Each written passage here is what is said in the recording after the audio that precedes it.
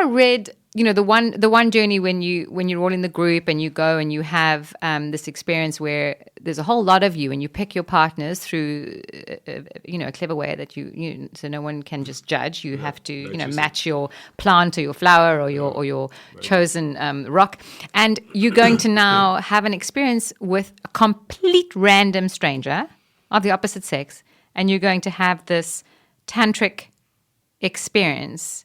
I mean, there are a lot of people, no matter what you've learned, no matter how long you've been traveling, no matter how open-minded and how much you love sex or whatever, to share intimacy with someone that you don't know is hard enough for the most evolved people. I really don't care what anyone says. That's my opinion. Sure. Because it's a very short space of time. You have no time to speak or really understand their energy or who they are on any level, let alone smell them. And you are facilitating an experience, and you've got to take yourself out of a place of judgment and fear and embarrassment and humiliation, giving and receiving. I mean, sure. You almost reading it, I almost felt like there's a part of you want to run. How these people don't run away? No, exactly. I mean, it's pretty crazy. It's very much as simple as that. You're walking in the room and the music is playing, and when you stop, okay, the person that's in front of you, that's your partner. or even worse than that is like, okay, find a partner. God, that's pretty crazy. So even for me, it's really tough. So it's some of these trainings that the 7 days, like a 7-day training that like from like 8, 9 in the morning till 10 at night, and you do it for 6, 7 days, and 30, 40 people in that, and you go into deep vulnerability, and it's amazing the stuff that you do. I mean, I'll be honest. I agree, Leigh. I mean, it's probably the most out of my comfort zone I've ever been. It's the most I've been stretched. I went to I was still in that generation where we had to go to the army and all that nonsense, and I studied a lot of stuff at university, and I had and I was in cutthroat businesses. I've been quite stretched in my life, quite a lot in a lot of spaces. So I've been in tough spots. But that's probably the toughest one I've ever been in, and it's because of the vulnerability.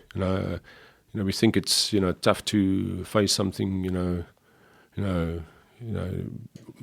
hard, and but the toughest thing to face is a vulnerability space, and that is hard. So and I've seen the people, and so I was a participant in that space, and later I did a little bit of facilitating also in that space. Did some year in with 2 couples here in down in South Africa. It was amazing to see where people go. If you give them the power to decide themselves, and but the transformation that you get out of that is amazing, because only when you go deep and when you go into vulnerability, that's when you really, really get to the stuff.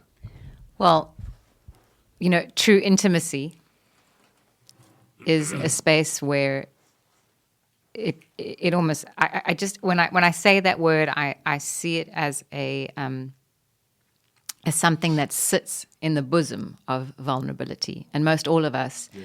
I don't know if most of us actually, if we were to be brutally honest with ourselves, actually, have, even in our come to later years, and if we looked at ourselves and looked in the mirror, would actually agree that we've ever really experienced true intimacy with somebody else or allowed ourselves to go there. And that's a very, very terrifying notion. And that's something I was very conscious of when I read that part of the book, because I felt like, I wonder, because I put myself in your shoes, and I wonder, I'm a pretty open individual, so I think, and I'm not afraid to share my feelings and listen to others, and facilitate that space. But I got to tell you, it makes you think. Like, to be in a space where you are allowing such true intimacy with a complete stranger, and you are both allowing yourselves to be so vulnerable, yet you feel so safe and so liberated afterwards. But to go through it, it's the scariest most uncomfortable. I mean, for me, it was the most uncomfortable part of the book that reading it, that I'm sure I could sense it from you. Oh, yeah, beautiful. Oh, beautiful. No, definitely. I mean, and the same with me. Up until my whole life has been like that. I connected with people, but I always kept some kind of shield around my heart. I've always kept some intimacy space, safe there. But what I found is that in that vulnerability is power and is really strength, and that's also when life lives through you, So that's exactly it, what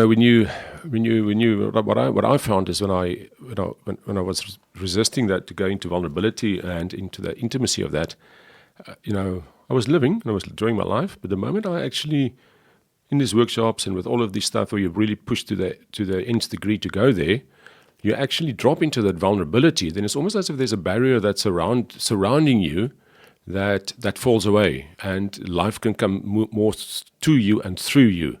So the energy of life I believe hit a bit of a barrier around us if we're not getting vulnerable or into intimacy. And the moment we drop that and we go into vulnerability, then the energy of the universe just washes right through us. And that is really what makes us alive. That's what's really created all this bliss and kind of happiness and this full experiences of life. Not just the happiness, also the sadness. You feel sadness more intense, but you also feel happiness more intense. But you feel life more intense. And I believe you can't go there without being vulnerable.